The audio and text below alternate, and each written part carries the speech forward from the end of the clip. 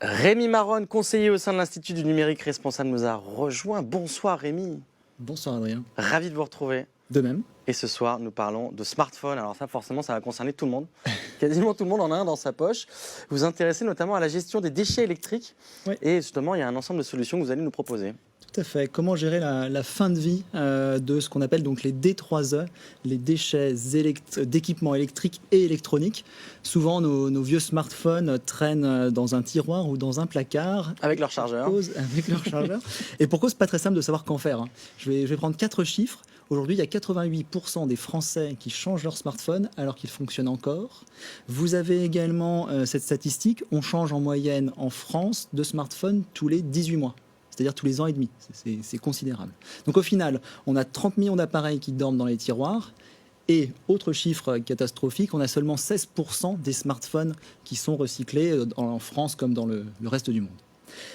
Alors, il faut savoir quand même que c'est pas si simple que ça de recycler un smartphone. Et c'est aussi pour ça que c'est comme ça. Ouais. 70 matériaux composent un smartphone, dont une cinquantaine de métaux.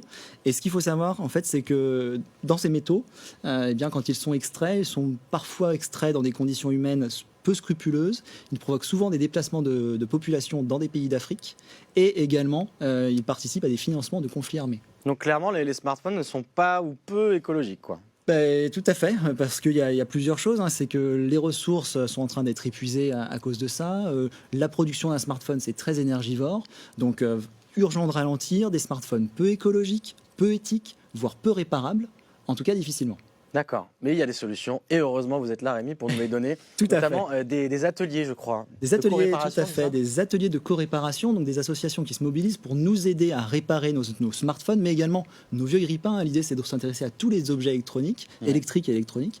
Donc des ateliers de co-réparation. Pourquoi? L'idée, c'est de nous apprendre à réparer plutôt que de faire faire.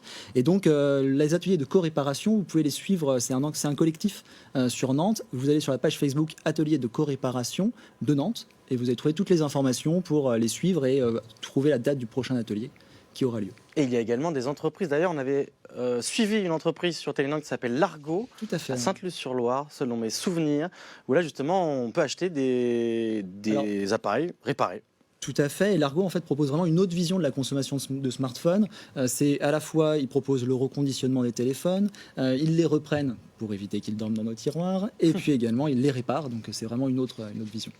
D'autres initiatives qui existent peut-être, Rémi? Dernière chose, je vous invite à acheter ce magazine Les Autres Possibles, parce que dans ce magazine, on va trouver effectivement d'autres initiatives, d'autres associations. C'est le numéro 2. Alors aujourd'hui, on est au numéro 24, donc ça date un petit peu, mais il est encore très actuel.